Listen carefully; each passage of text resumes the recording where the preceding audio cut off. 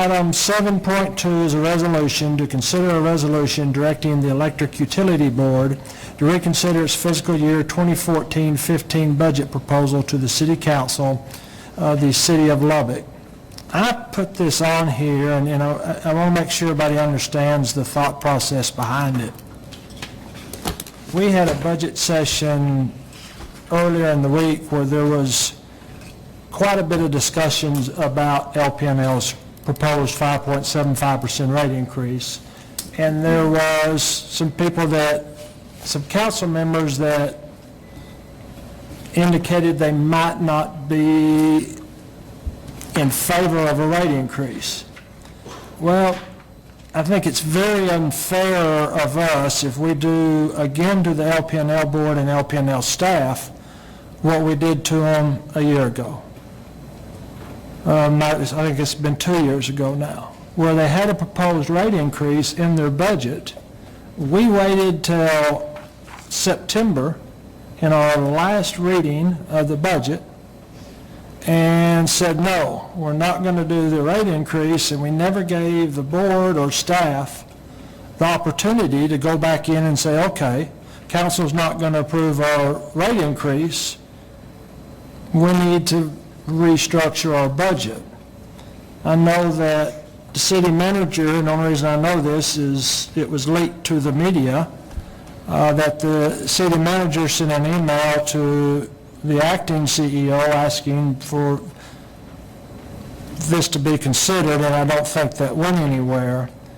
I just think we owe, as a favor to the LPNL board, and like I say, staff, to either let them know that we're going to accept a rate increase or we're not. And if the council votes that, we're going to accept one, and I will tell you, I think there's valid reasons for a rate increase. The infrastructure's crumbling, we got to reinvest in it.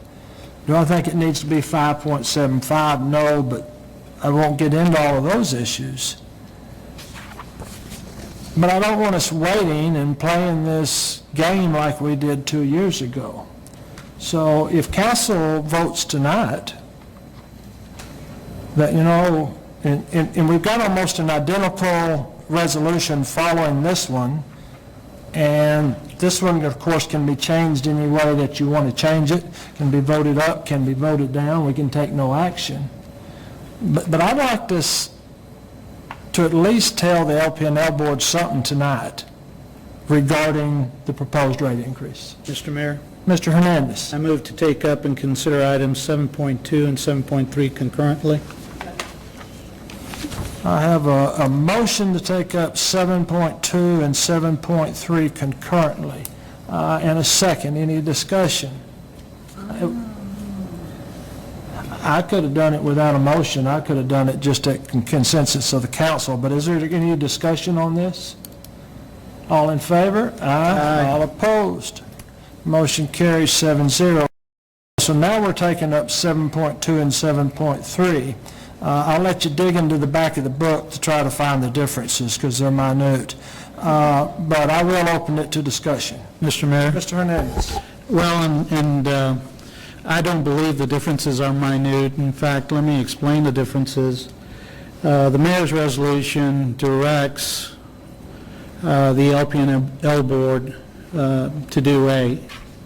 My resolution is framed in the context of the 2004 charter election and what the majority of voters in this city voted to do.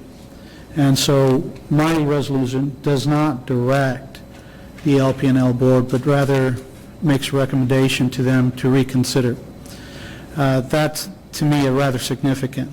Well, I'll entertain a motion, and I would like to clarify, because the way I read the charter, and we'll have to get the lawyers involved, but is that we are over their budget, and this is a budget issue. But so we've got a couple of different resolutions on the table. Well, I'll just give you the ability right now, Mr. Hernandez, to make a motion if you'd like. Well, because I'd like for us to have a motion on the table before we have a whole lot more discussion. Well, and in fact, I was going to make a point of order when you spoke for about 5 minutes before a motion was on the table, but Your point of order is an inquiry of the chair. What is your inquiry? No, you've corrected it.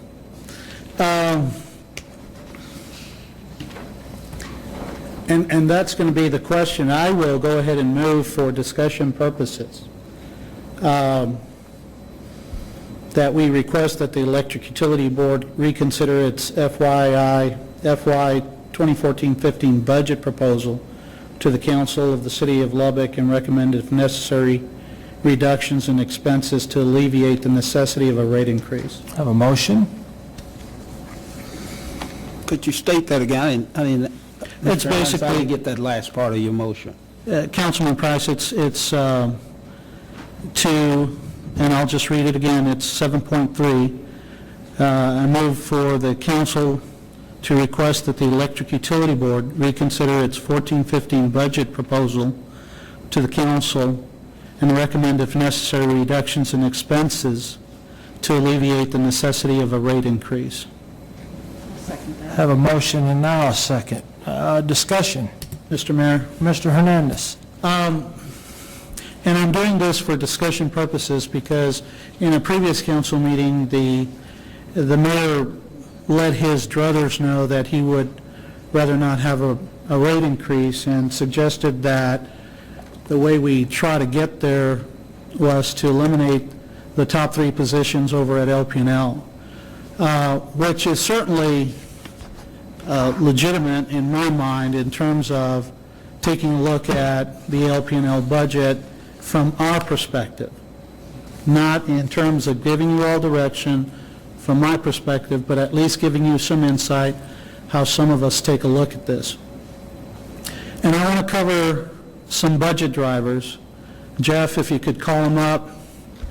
It's slide 1. Budget drivers for the LP&L budget. Number 1, compensation study market adjustments. That's to the tune of about $141,000. They also included in their budget a cost of living adjustment of 2.9%, which is almost $580,000.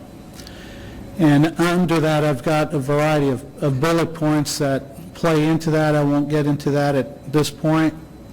And number 3 of the budget drivers is the 5.75 rate increase.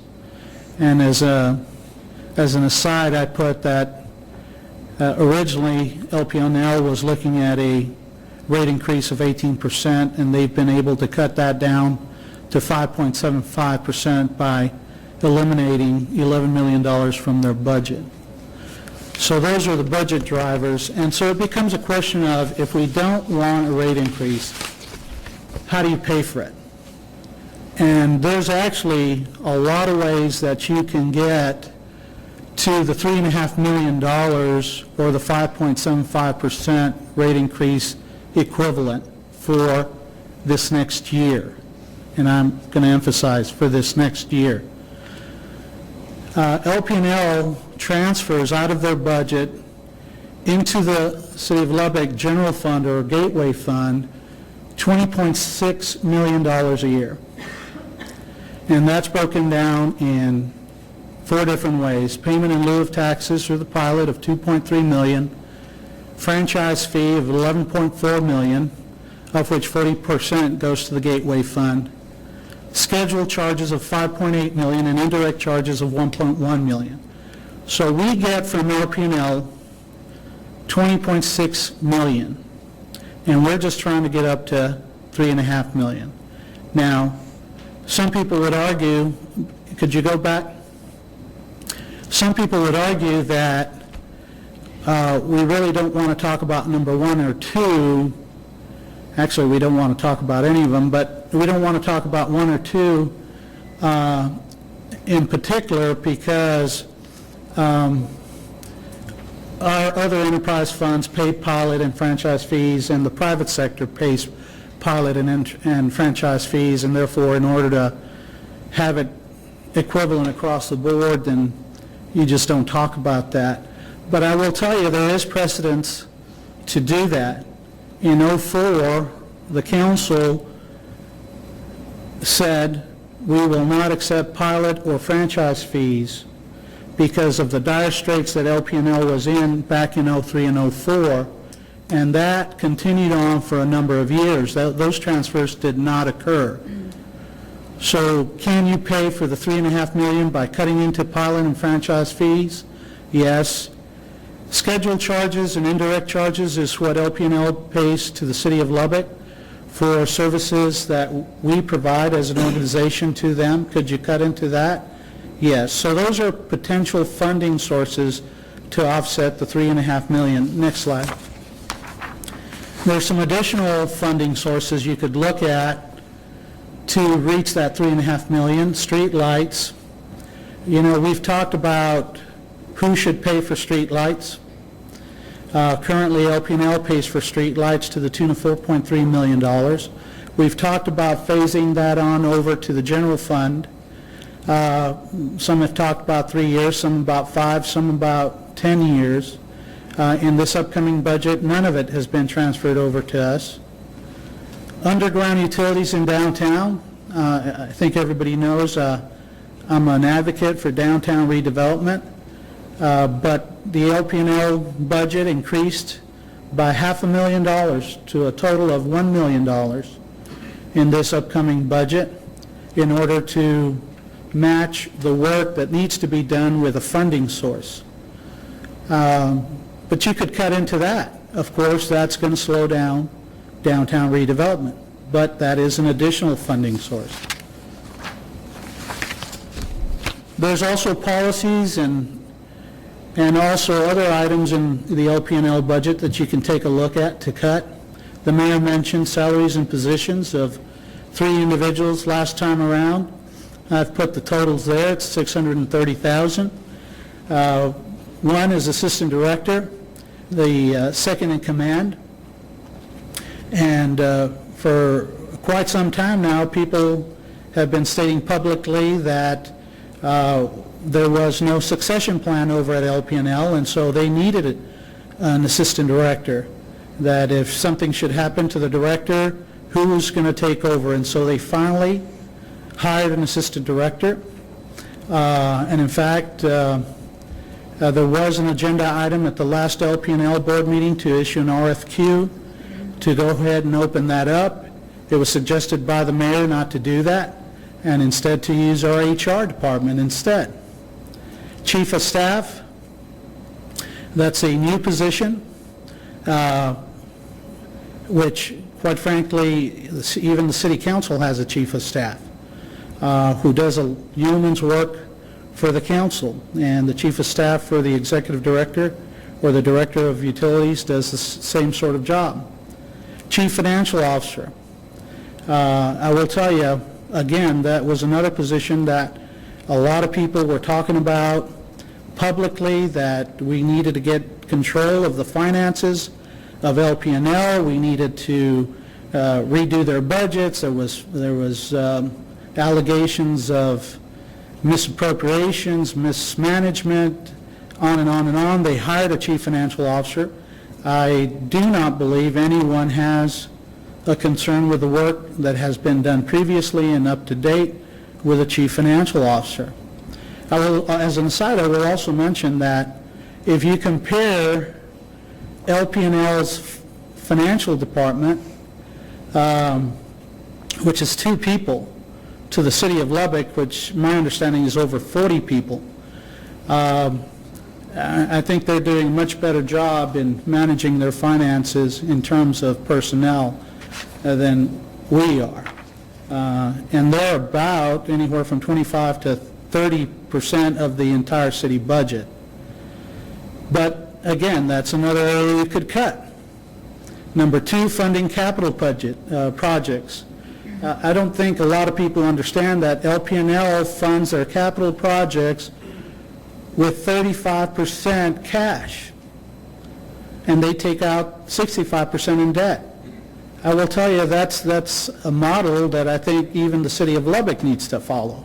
But you could take a look at that and say, well, that's too aggressive. Why don't you bring that down to a 30-70 split and only pay 30% cash and fund additional monies through debt. Number 3, change to the master lease type of funding. They pay a lot of their things with cash. We're griping on our end that we're paying too much through master leases, but you know what? That's a possible solution.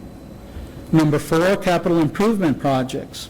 They've got them lined up for a number of years in the future, but you can try to push those out even further to where you don't incur those expenses in this next budget year in order to come up with a 3.5. Number 5, excess reserves over policy requirements. They're currently at 6.9. The original budget was developed in order to add an additional $5 million to those excess reserves this upcoming year. What is it LP&L's trying to do? They're trying to squirrel away money to help offset a potential huge expense in the very near future. But they shaved off $5 million. So they're not going to be as prepared in the future, but that is also another funding source. Vacancy rates. What that is, people that you budget in your, you place in your budget and you fund in your budget, but whose positions don't get filled. They are experiencing an 11.2% vacancy rate as compared to the City of Lubbock, which is over 12%. But again, that's a potential funding source. Next slide, please. And on this, I'd like Andy Bertram to help me out a little bit, because the point I'm trying to make through all this is, if you don't want to have a rate increase, there are different pockets over at LP&L that you could look to offset the $3.5 million. Now, I will tell you, a lot of those, our staff's going to have a huge problem with. Because if LP&L does not pay that 20.6 or a portion of that 20.6 million that they normally pay to the city, then we have to make up for that deficit somehow. So there's a connection between their budget and our budget that needs to be fully explained. But setting all that aside, let's assume we as a council agree to not increase the rates by 5.75%. What does that do to your rate model?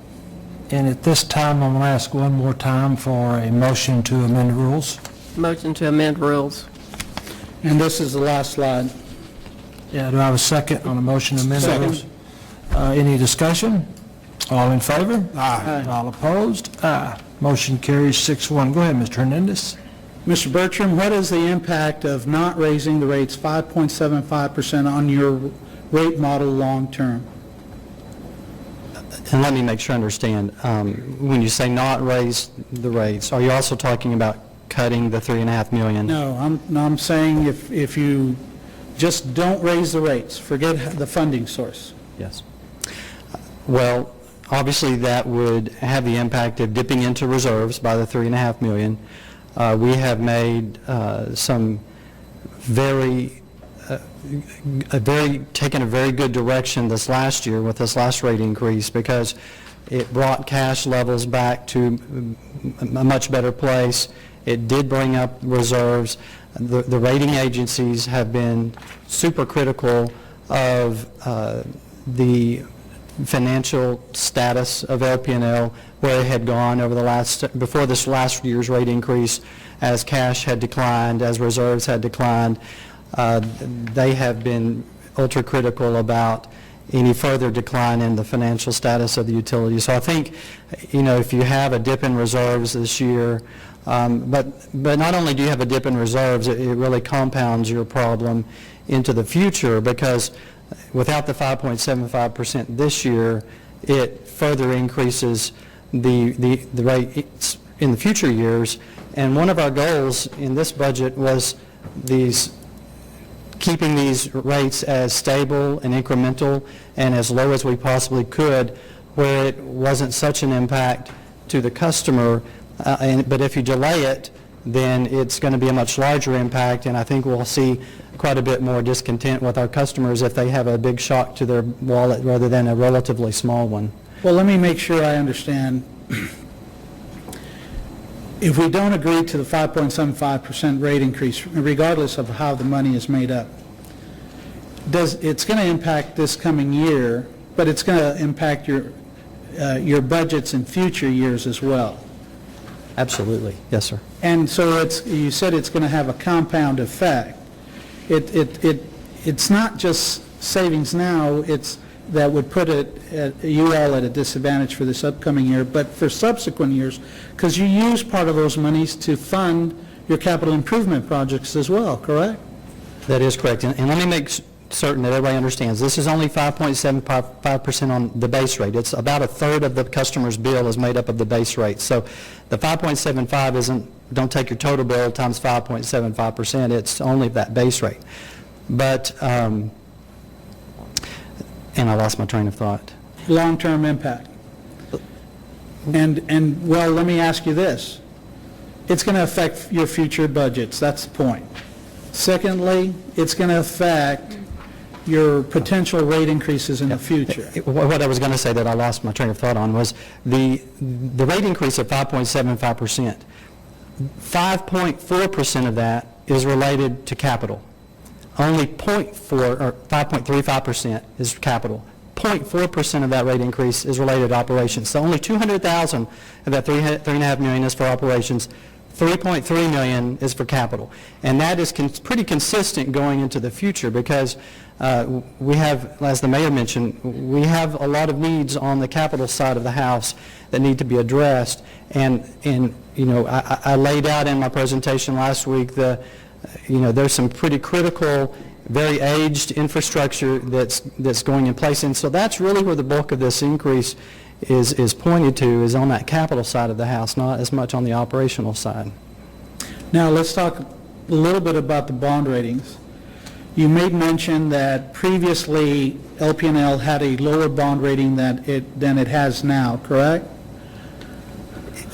Over time, yes, it has. I mean, you know, but the ratings have not recently been raised, other than the fact that we did have a negative outlook from Moody's last year. In this March or April timeframe, they removed that negative outlook, and so now we have a stable outlook from them. And in previous reports from the three rating agencies, they've specifically mentioned the fact that councils have failed to raise rates, and that has affected LPNL's financial standing negatively.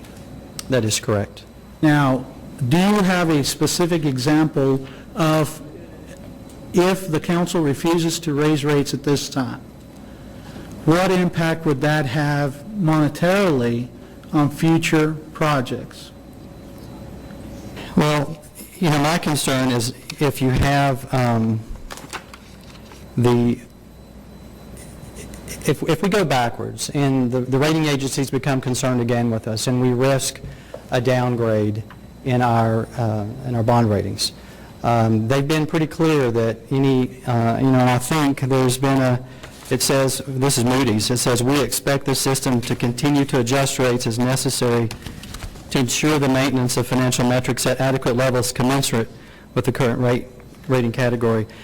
They've been very, very clear that we maintain our financial status. I have a slide. I don't know, Jeff, can you pull my presentation back up? We have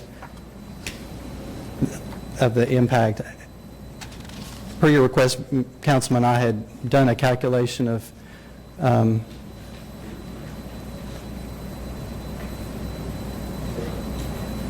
me go. I did a slide on, and this would be looking if the city were to finance a large project such as a power plant. Right now we have a AA minus from Standard & Poor's. In talking with our rating, our financial advisors, going from a AA category to a single A category could impact your interest rates by about 30 basis points. If we did make that decision to issue debt for a power plant of some sort, say it was $500 million, that impact over a 30-year financing would be about $34 million. If it's a $750 million project, it's about $51 million.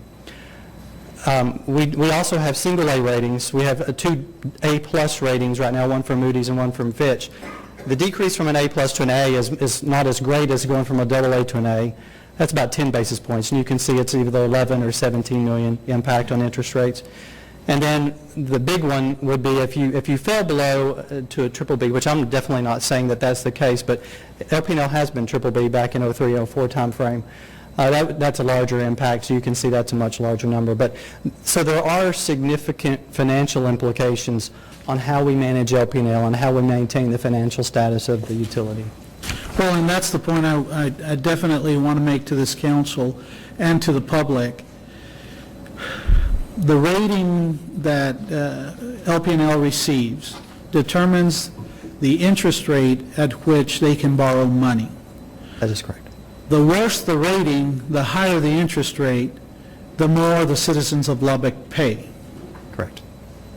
So it's critical, in my mind, to maintain a good rating, especially when we're coming up to potentially having to issue debt of anywhere from $500 to $750 million, because the savings to the citizens of Lubbock are huge. And one other thing I'd like to point out, it doesn't just have implications with bond issuance, because of if we, for example, were to enter into a contractual agreement with a third party to provide power, the rating is very important there also, because the lower our rating, the higher they will charge us, because when they have to obtain credit, their underlying rating is our underlying rating, because we're the risk that financiers are going to be looking at to those third parties. So it doesn't only impact us from if we issue bonds to build a plant, it would also impact us if we do a third party arrangement to obtain power from someone else. It definitely would, and I can't quantify what that might be, but it could be equally substantial. Well, and I'll end with this. I would love not to raise rates. But it becomes a question in my mind of being fiscally responsible in the long term, and especially in light of 2019 and what potentially LP&L has in store for it. So we need to be fiscally conservative and plan for the future accordingly. And I will tell you, I'm not even happy that you're cutting out $5 million from your excess reserves over policy. That makes no sense to me. It's a short-term gain. You should be trying to build up those excess reserves over policy as much as you can in order to maintain a stable electric rate, especially when you know you've got such a huge expense coming in the horizon, but I won't argue that point. It's in your budget, that's fine. My last question is this: is there going to be a problem on your all's end to just take another look-see at this? Or have you scrubbed it to where it's just not going to be of value to go through that exercise? Well, if the council directs us to do it, we will definitely I'm take that to our recommending board. you do that. I'm not directing you to do Well, that. I understand, sorry, word choice. We will take that to the board and have them reconsider. The only thing I would state is that, in my opinion, we have done an extremely thorough combing of this budget from an operational and from a capital standpoint, and I would be somewhat reluctant to cut any further. Thank you. Ms. Gibson. I just have a question. Andy, can you tell me if you guys have a really hot summer, let's say July, because it's been pretty warm, and August are really hot summers, and you guys bring in a really good profit for those 2 months, can you tell me, look at me in the eye, and tell me you're still going to need a rate increase? Well, the summer's unknown. We've had a mild summer to date, which I'm concerned about. Through June was pretty mild. Because it can absolutely go the other direction as well. Yes. In my opinion, remember, these rate increases over time are really all headed towards one goal. There is a large capital program in place. We have a transmission loop. We have multiple replacements of very aged infrastructure that are in our capital program. Mm-hmm. I mentioned one last week, the ones that serve Covenant and Health Science Center and in that area of the city. They're very critical to our city. These are things that these rate increases are necessary to fund that large capital program. And I believe even if we have a hot summer or if we have a cool summer, that it may move the needle very slightly, but when you look at this on a long-term basis, and that's what we're looking at it from, it doesn't, you would be surprised how little it does move that needle. And so, say we do have a super hot summer, okay, maybe we could have gone to 5.5 rather than 575. But the end result of that is, and if we did, if you do approve a 575 and we really only needed 5.5, that excess goes into reserves, and and we'll draw that back down over time as we manage the rates and as we look into the future. Well, and I'm not questioning the fact whether or not you think you need a rate increase, because you guys are the experts, not me, obviously. But I want you to understand, I finally pulled it last summer, and literally, it broke loose. Remember, this is much different than last summer. Well, can you promise me that, though? Because we were promised last year it's only going to be 10%, and it wasn't. The only thing I'm promising is the 575 on the base rate. And if you remember, in the winter months, that was about $1.66 for the average residential customer. In the winter, it was like $2.20, something like that. I can promise you that. What I have not promised is what natural gas is going to do. That's 2/3 of the customer's bill. It could go down, it could go up, it could stay flat. So that's what so customers' bills could go up dramatically if natural gas skyrockets and our purchase power costs go up. That is out of our control. The only thing we control is what I can promise. And I think that's the problem, Andy. When we look at these rate increases, the rate increase is so minimal. It's these natural gas and this power purchase that everybody talks about that is so huge. That's the problem, because that is where the impact to the customer is. And so as we talk about the rate increase, we see 5.75%, $1.22, and then the next bill they open, well, we're really sorry, but the natural gas went up a gazillion %. Mm-hmm. But remember, and here we sit again. Yeah, I understand. But remember, this summer, anyway, we have already set the purchase power rate for the entire summer. And so right now, if the customer uses the exact same amount of energy every month, which I know they won't, because typically usage goes up as the temperatures go up, but they know today what their purchase power rate is, what their energy charge is, and what their service availability charge is. All three portions of the rate are locked in today for the summer, unless we have some catastrophic event that natural gas skyrockets or something like that, and we have to come back and do an adjustment.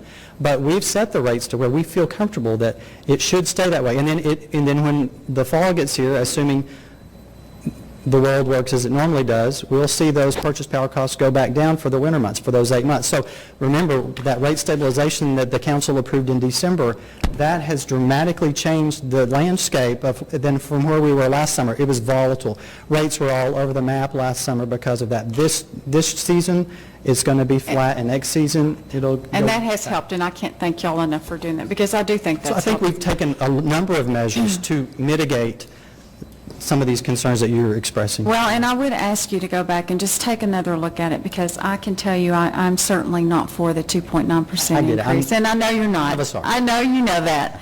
But other than that, I will consider the other. I'm certainly not happy about it at all. You know that. We've discussed that. But it's very concerning after what we went through last summer. And I don't have to tell you that. I'm preaching to the choir. Thank you. Any further discussion? Mr. Price? Thank you. I'm just sitting here listening to all the pros and cons. I was a part of this council several years ago when LPNL came and asked for a slight rate increase. And we did the same dance on top of the dice that we're doing tonight. And then we got into the fact where we had to do that 9.7 last year, and it just went completely out of control. And I think if this council take a look at the past mistakes that was made by LPNL and by us, that we can correct that. And so I don't want us to get into the same situation that we were in last summer, when all this rate increase and all this thing with LPNL blew out of proportion. And so I sort of want the council to look at the fact that, you know, we ran into this several years ago now. Some of you wasn't on the dais at the time that, and I was, so I can talk about me. And so that pushed LPNL up to that 9.7% last year. So what I would like for my head to understand is if we do not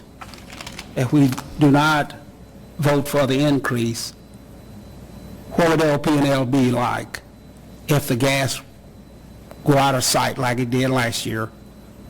What's going to happen? Because we're looking at 2019, we're looking at trying to get, somebody's got to have a foresight when you flip that switch in 2019 that the lights come on. What are we going to, if we keep playing patty cakes with this, what is it going to do for LP&L if we run into the same situation that we did last year? What is it going to do for us? Well, let me make sure it's real clear that whatever happens with natural gas, that is a pass-through to the customer. If natural gas goes up, that pass-through goes up. LP&L does not make a profit. We do not add anything to that cost. Whatever our bill is from Excel for buying power, we pass directly on to the customer. So the volatility in natural gas doesn't impact this whole discussion on the base rate increase. The base rate increase is really for our operations, our distribution, our transmission, our generation, the activities that we do to produce the electricity and to transmit the electricity to everyone. And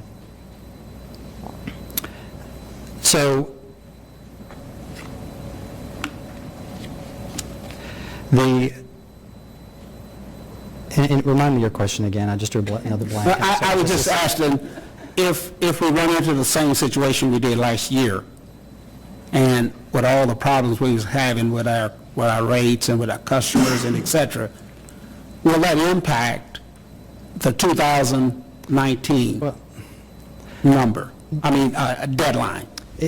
If we avoid a rate increase, and I'm not trying to be a doomsday person here or anything, but I am very, very concerned about what happens if our reserves see any kind of decline, if our cash balances see any kind of decline. We had our first year last year of an increase in our cash balances, of an increase in reserves, of an increase of our financial ratios.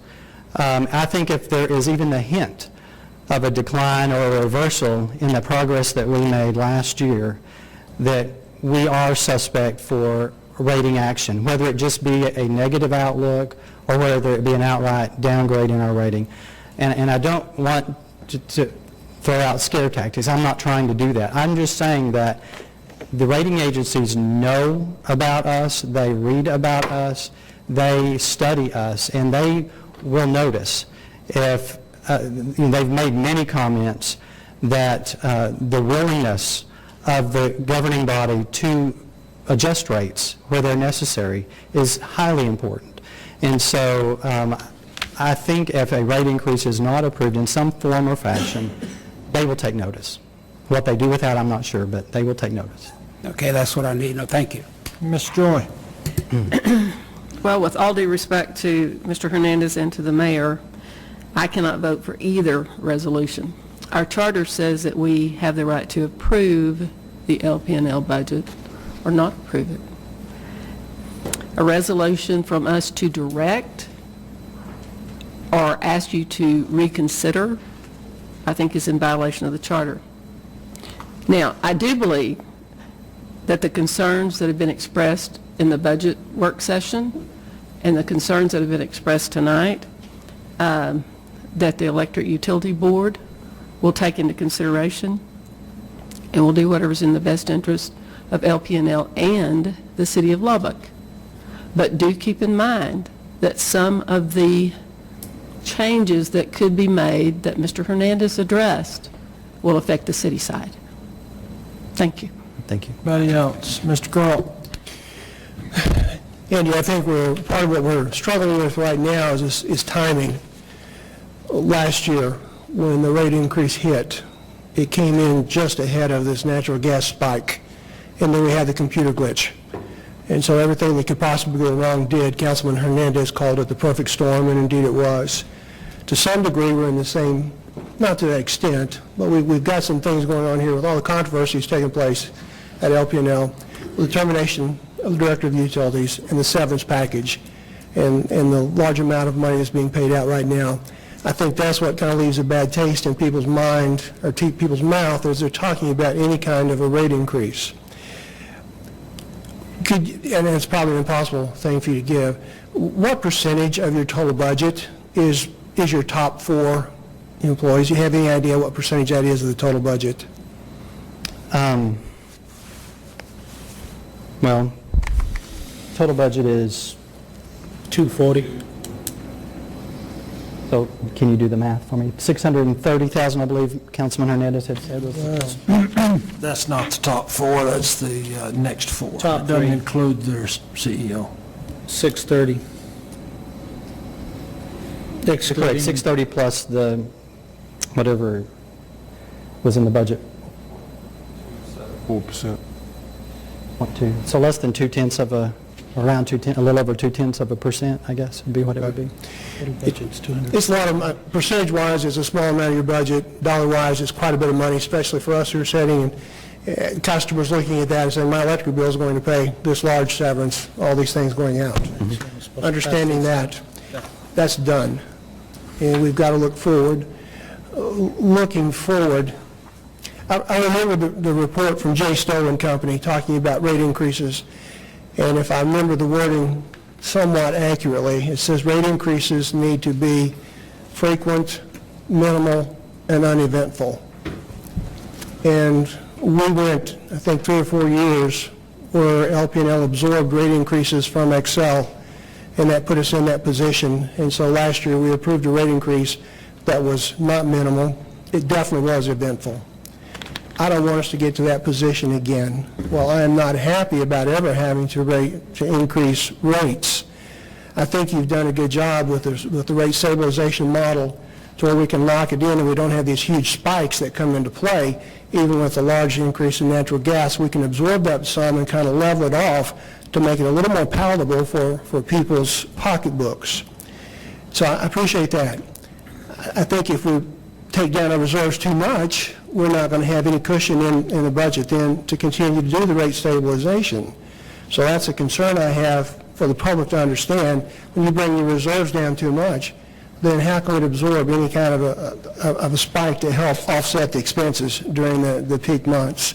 So I will let you know, I will say, as much as it chaps me that we have to raise the rates, I probably will support the rate increase, knowing that it's a small one. And I think we've got to keep our utility company up to date. I think we've got a lot of antiquated infrastructure that's got to be repaired. We've had some blackouts in the past that's partly due to antiquated infrastructure. No one wants that. No one wants to be left in the dark or left in the heat or the cold in the wintertime. So I understand where we're going forward. I just hope the public can understand that this would be a minimum just on the base rate, just on the base rate. It has nothing to do with the purchase of electricity that is being passed on. So I agree with what the mayor said earlier, that I think there is some justification for the rate increase. As much as I don't like it, I understand it. And so thank you. Anybody else? Mr. Mayor, Mr. Hernandez? as I stated at the beginning, the reason I made the motion was for us to have a full discussion, because I think it's important to paint a complete picture for the public. And I think we've taken a step in that direction tonight. I will also tell you and tell the board member, there's Charlie Dunn here, I don't see anybody else. Huh?